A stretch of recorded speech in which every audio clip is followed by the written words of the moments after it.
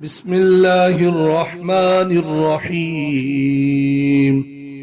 قال الملأ الذين استكبروا من قومه لنخرجنك يا شعيب والذين آمنوا معك من قريتنا أو لتعودن في ملتنا قال ولو كنا كارهين قد افترينا على الله كذبا عدنا في ملتكم بعد إذ نجانا الله منها وما يكون لنا أن نعود فيها إلا أن يشاء الله ربنا وسع ربنا كل شيء علما على الله توكلنا ربنا افتح بيننا وبين قومنا بالحق وأنت خير الفاتحين وقال الملأ الذين كفروا من قومه لئن اتبعتم شعيبا إنكم إذا لخاسرون فأخذتهم الرجفة فاصبحوا في دارهم جاثمين الذين كذبوا شعيبا كأن لم يغنوا فيها الذين كذبوا شعيبا كانوا هم الخاسرين فتولى عنهم وقال يا قوم لقد أبلغتكم رسالات ربي ونصحت لكم فكيف آسى على قوم كافرين وما أرسلنا في قرية من نبي إلا أخذنا أهلها بالبأساء والضراء لعلهم يضرعون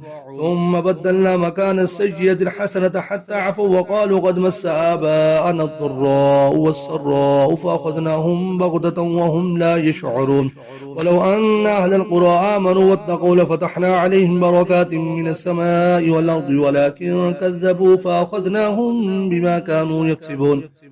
أفأمن أهل القرى أن يأتيهم بأسنا بياتا وهم نائمون أو أمن أهل القرى أن يأتيهم بأسنا ضحى وهم يلعبون أفأمنوا مكر الله فلا يأمن مكر الله إلا القوم الخاسرون أولم يهد للذين يرثون الأرض من بعد أهلها أن لو نشاء أصبناهم بذنوبهم ونطبع على قلوبهم فهم لا يسمعون تلك القرى نقص عليك من أنبائها ولقد جاءتهم رسلهم بالبينات وما كانوا ليؤمنوا بما كذبوا من قبل كذلك يطبع الله على قلوب الكافرين وما وجدنا لأكثرهم من عهد وإن وجدنا أكثرهم لفاسقين ثم بعثنا من بعدهم موسى بآياتنا إلى فرعون وملئه فظلموا بها فانظروا كيف كان عاقبة المفسدين وقال موسى يا فرعون إني رسول من رب العالمين حقيق على أن لا أقول على الله إلا الحق قد جئتكم ببينة من ربكم فارسل معي بني إسرائيل قال إن كنت جئت بآية فأت بها إن كنت من الصادقين فألقى عصاه فإذا هي ثعبان مبين ونزع يده فإذا هي بيضاء للناظرين قال الملأ من قوم فرعون إن هذا لساحر عليم يريد أن يخرجكم من أرضكم فماذا تأمرون قالوا ارجه وأخاه وأرسل في المدائن حاشرين يأتوك بكل ساحر عليم وجاء السحرة فرعون قالوا إن لنا لاجرا إن كنا نحن الغالبين قال نعم وإنكم لمن المقربين قالوا يا موسى إما أن تلقي وإما أن نكون نحن الملقين قال ألقوا فلما ألقوا سحروا أعين الناس واسترهبوهم وجاءوا بسحر عظيم وأوحينا إلى موسى أن ألقي عصاك فإذا هي تلقف ما يأفكون فوقع الحق وبطل ما كانوا يعملون فغلبوا هنالك وانقلبوا صاغرين وألقي السحرة ساجدين قالوا آمنا برب العالمين رب موسى وهارون قال فرعون آمنتم به قبل أن آذن لكم إن هذا لمكر مكرتموه في المدينة لتخرجوا منها أهلها فسوف تعلمون لأقطعن أيديكم وأرجلكم من خلاف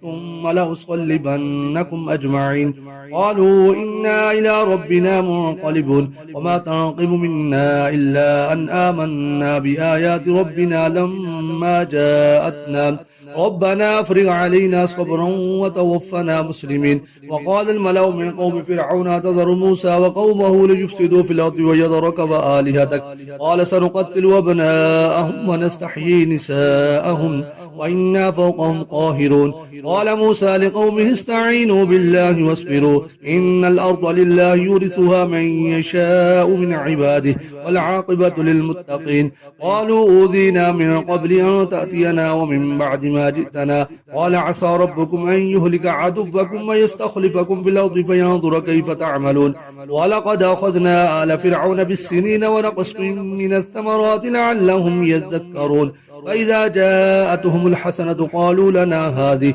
وإن تصبهم سيئة يطيروا بموسى ومن معه ألا إنما طائرهم عند الله ولكن أكثرهم لا يعلمون وقالوا مهما تأتنا به من آية لتسحرنا بها فما نحن لك بمؤمنين فأرسلنا عليهم الطوفان والجراد والقمل والضفادع والدم آيات مفصلات فاستكبروا وكانوا قوما مجرمين ولما وقع عليهم الرجز قالوا يا موسى ادع لنا ربك بما عهد عندك لئن كشفت عنا الرجز لنؤمنن لك ولنرسلن معك بني إسرائيل فلما كشفنا عنهم الرجز إلى أجل هم بالغوه إذا هم ينكثون فانتقمنا منهم فأغرقناهم في اليم بأنهم كذبوا بآياتنا وكانوا عنها غافلين وأورثنا القوم الذين كانوا يستضعفون مشارق الأرض ومغاربها التي باركنا فيها وتمت كلمة ربك الحسنى على بني إسرائيل بما صبروا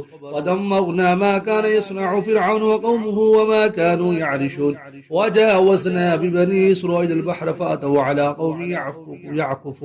على قوم يعكفون على صنام لهم قالوا يا موسى اجعل لنا إلها كما لهم آلهة قال إنكم قوم تجهلون إن هؤلاء متبر ما هم فيه وباطل ما كانوا يعملون قال غير الله يبغيكم إلها وهو فضلكم على العالمين وإذا نجيناكم من آل فرعون يسومونكم سوء العذاب يقتلون أبناءكم ويستحيون نساءكم وفي ذلكم بلاء من ربكم عظيم وواعدنا موسى 30 ليلة وأتممناها ب10 فتم ميقات ربه 40 ليلة وقال موسى لأخيه هارون اخلفني في قومي واصلح ولا تتبع سبيل المفسدين ولما جاء موسى لميقاتنا وكلمه ربه قال رب أرني أنظر إليك قال لا تراني ولكن انظر إلى الجبل فإن استقر مكانه فسوف تراني فلما تجلى ربه للجبل جعله دكا وخر موسى صعقا فلما أفاق قال سبحانك تبت إليك وأنا أفضل المؤمنين قال يا موسى إني اصطفيتك على الناس برسالاتي وبكلامي فخذ ما آتيتك وكن من الشاكرين وكتبنا له في الألواح من كل شيء موعظة وتفصيلا لكل شيء فخذها بقوة وأمر قومك يأخذوا بأحسنها سأريكم دار الفاسقين سأصرف عن آياتي الذين يتكبرون في الأرض بغير الحق وإن يروا كل آية لا يؤمنوا بها وإن يروا سبيل الرشد لا يتخذوه سبيلا وإن يروا سبيل الغي يتخذوه سبيلا ذلك بأنهم كذبوا بآياتنا وكانوا عنها غافلين والذين كذبوا بآياتنا ولقاء الآخرة حبطت أعمالهم هل يجزون إلا ما كانوا يعملون واتخذ قوم موسى من بعده من حلجهم عجلا جسدا له خوات ألم يروا أنه لا يكلمهم ولا يهديهم سبيلا اتخذوه وكانوا ظالمين ولما سقط في أيديهم ورأوا أنهم قد ضلوا قالوا لئن لم يرحمنا ربنا ويغفر لنا لنكونن من الخاسرين ولما رجع موسى إلى قومه غضبان آسفا قال بئس ما خلفتموني من بعدي أعجلتم أمر ربكم وألقى الألواح وأخذ برأس أخيه يجره إليه قال ابن أم إن القوم استضعفوني وكادوا يقتلونني فلا تشمت بي الأعداء ولا تجعلني مع القوم الظالمين قال رب اغفر لي ولأخي وادخلنا في رحمتك وأنت أرحم الراحمين إن الذين اتخذوا العجل سينالهم غضب من ربهم وذلة في الحياة الدنيا وكذلك نجزي المفترين الذين عملوا السيئات ثم تابوا من بعدها وآمنوا إن ربك من بعدها لغفور رحيم ولما سكت عن موسى الغضب أخذ الألواح وفي نسختها هدى ورحمة للذين هم لربهم يرهبون واختار موسى قومه 70 رجلا لميقاتنا فلما أخذتهم الرجفة قال رب لو شئت أهلكتهم من قبل وإياي أتهلكنا بما فعل السفهاء منا إن هي إلا فتنتك تضل بها من تشاء وتهدي من تشاء أنت ولينا فاغفر لنا وارحمنا وأنت خير الغافرين واكتب لنا في هذه الدنيا حسنة وفي الآخرة إنا هدنا إليك قال عذابي يصيب به من أشاء ورحمتي وسعت كل شيء فسأكتبها للذين يتقون ويؤتون الزكاة والذين هم بآياتنا يؤمنون الذين يتبعون الرسول النبي الأمي الذي يجدونه مكتوبا عندهم في التوراة والإنجيل يأمرهم بالمعروف وينهاهم عن المنكر ويحل لهم الطيبات ويحرم عليهم الخبائث ويضع عنهم إسرهم والأغلال التي كانت عليهم الذين آمنوا به وعزروه ونصروه واتبعوا النور الذي أنزل معه أولئك هم المفلحون قل يا أيها الناس إني رسول الله إليكم جميعا الذي له ملك السماوات والأرض لا إله إلا هو يحيي ويميت فآمنوا بالله ورسوله النبي الأمي الذي يؤمن بالله وكلماته واتبعوه لعلكم تهتدون ومن قوم موسى أمة يهدون بالحق وبه يعدلون وقطعناهم 12 أسباطا أمما وأوحينا إلى موسى إذ استسقاه قومه أن اضرب بعصاك الحجر فانبجست منه 12 عينا قد علم كل أناس مشربهم وظللنا عليهم الغمام وأنزلنا عليهم المن والسلوى كلوا من الطيبات ما رزقناكم وما ظلمونا ولكن كانوا أنفسهم يظلمون وإذ قيل لهم اسكنوا هذه القرية وكلوا منها حيث شئتم وقولوا حطة وادخلوا الباب سجدا نغفر لكم خطيئاتكم سنزيد المحسنين فبدل الذين ظلموا منهم قولا غير الذي قيل لهم فأرسلنا عليهم رجزا من السماء بما كانوا يظلمون واسألهم عن القرية التي كانت حاضرة البحر إذ يعدون في السبت تأتيهم حيتانهم يوم سبتهم شرعا ويوم لا يسبتون لا تأتيهم كذلك نبلوهم بما كانوا يفسقون وإذ قالت أمة منهم لم تعظون قوما إلا مهلكهم ومعذبهم عذابا شديدا قالوا معذرة إلى ربكم لعلهم يتقون فلما نسوا ما ذكروا به أنجينا الذين ينهون عن السوء وأخذنا الذين ظلموا بعذاب بئيس بما كانوا يفسقون فلما عتوا عما نهوا عنه قلنا لهم كونوا قردة خاسئين وإذ تأذن ربك ليبعثن عليهم إلى يوم القيامة من يسومهم سوء العذاب إن ربك لسريع العقاب وإنه لغفور رحيم وقطعناهم في الأرض أمما منهم الصالحون ومنهم دون ذلك وبلوناهم بالحسنات والسيئات لعلهم يرجعون وخلف من بعدهم خلف ورثوا الكتاب يأخذون عرض هذا لدنا ويقولون سيغفر لنا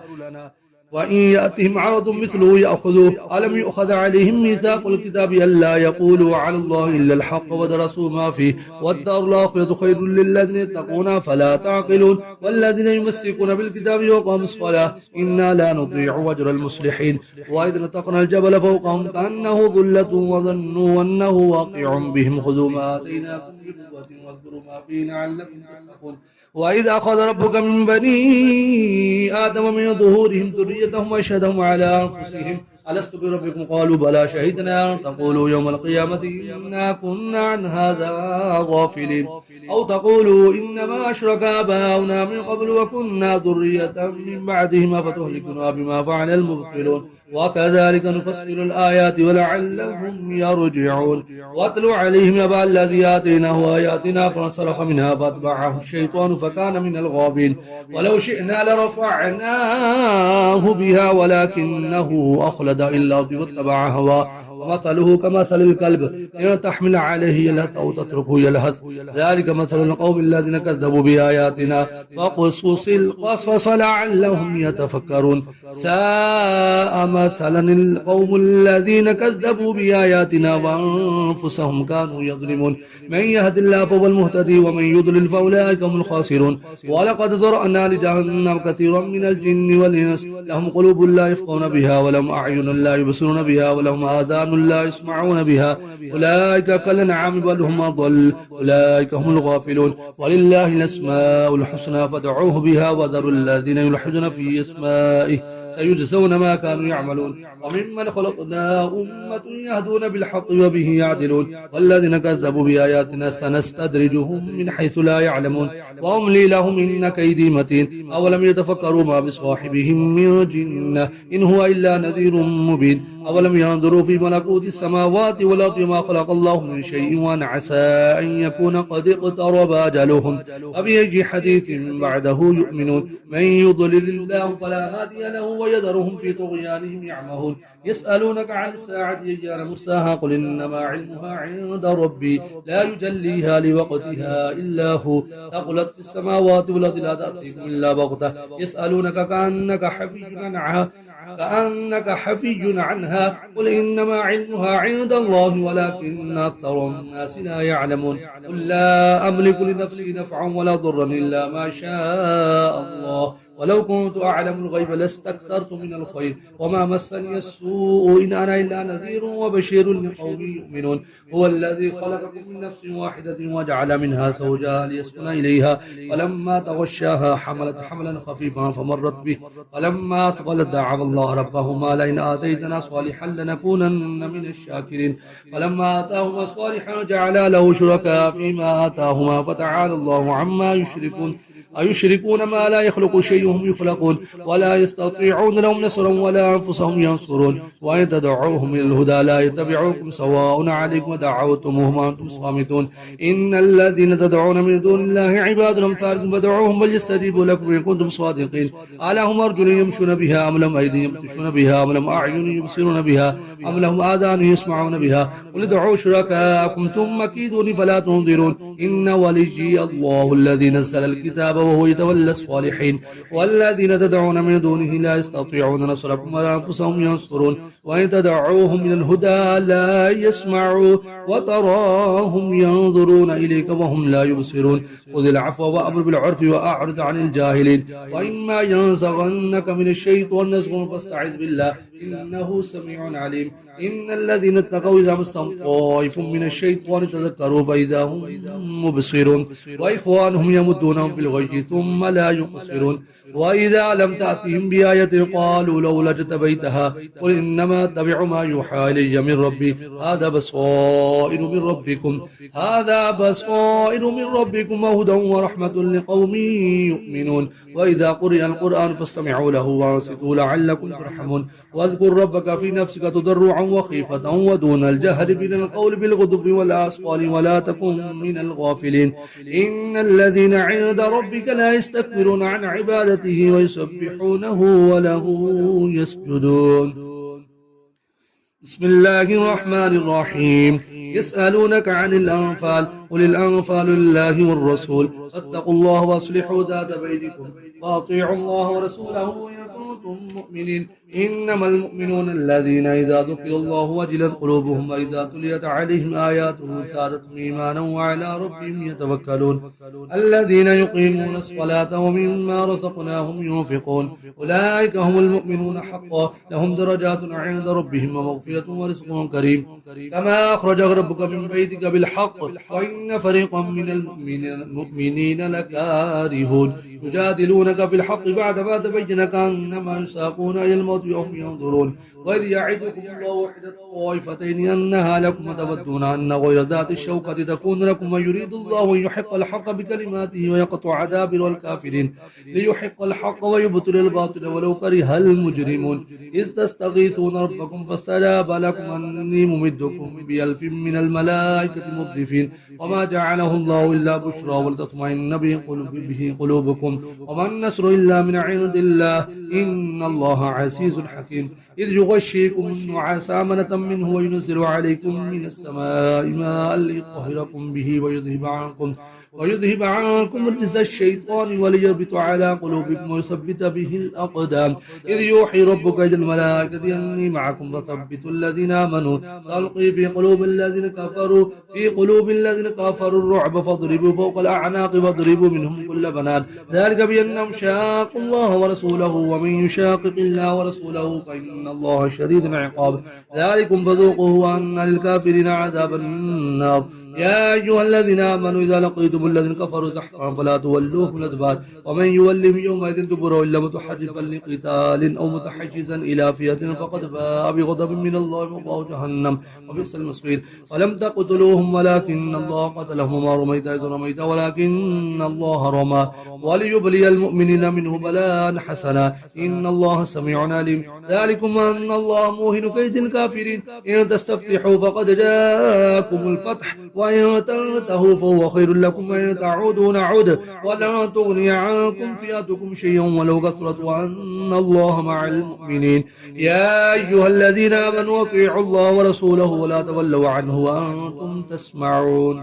ولا تكونوا كالذين قالوا سمعنا وهم لا يسمعون إن شر الدواب عند الله الصم البكم الذين لا يعقلون ولو علم الله فيهم خيرا لأسمعهم ولو أسمعهم لتولوا وهم معرضون يا أيها الذين آمنوا استجيبوا لله وللرسول إذا دعاكم لما يحييكم واعلموا أن الله يحول بين المرء وقلبه وأنه إليه تحشرون واتقوا فتنة لا تصيبن الذين ظلموا منكم خاصة واعلموا أن الله شديد العقاب واذكروا إذا أنتم قليل مستضعفون في الأرض تخافون يتخطفكم الناس فآباكم وأجدكم من السبيل ورزقكم من الطيبات لعلكم تشكرون يا أيها الذين آمنوا لا تخونوا الله والرسول وتخونوا أماناتكم وأنتم تعلمون واعلموا أنما أموالكم وأولادكم فتنة وأن الله عنده أجر عظيم يا أيها الذين آمنوا إن تتقوا الله يجعل لكم فرقانا ويكفر عنكم سيئاتكم ويغفر لكم الله ذو الفضل العظيم وإذ يمكر بك الذين كفروا ليثبتوك أو يقتلوك أو يخرجوك ويمكرون ويمكر الله والله خير الماكرين وإذا تتلى عليهم آياتنا قالوا قد سمعنا لو نشاء لقلنا مثل هذا إن هذا إلا أساطير الأولين وإذ قالوا اللهم إن كان هذا هو الحق من عندك فامطر علينا حجرة من السماء أو ائتنا بعذاب أليم وما كان الله ليعذبهم وأنت فيهم وما كان الله معذبهم وهم يستغفرون وما لهم ألا يعذبهم الله وهم يصدون عن المسجد الحرام وما كانوا أولياءه إن أولياؤه إلا المتقون ولكن أكثرهم لا يعلمون وما كان صلاتهم عند البيت إلا مكاء وتصدية وذوقوا العذاب بما كنتم تكفرون إن الذين كفروا ينفقون أموالهم ليصدوا عن سبيل الله فسينفقونها ثم تكون عليهم حسرة ثم يغلبون والذين كفروا إلى جهنم يحشرون ليميز الله الخبيث من الطيب ويجعل الخبيث بعضه على بعض فيركمه جميعا فيجعله في جهنم أولئك هم الخاسرون قل للذين كفروا إن ينتهوا يغفر لهم ما قد سلف وإن يعودوا فقد مضت سنة الأولين وقاتلوهم حتى لا تكون فتنة ويكون الدين كله لله وإن انتهوا فإن الله بما يعملون بصير وإن تولوا فاعلموا أن الله مولاكم نعم المولى ونعم النصير صدق الله العظيم.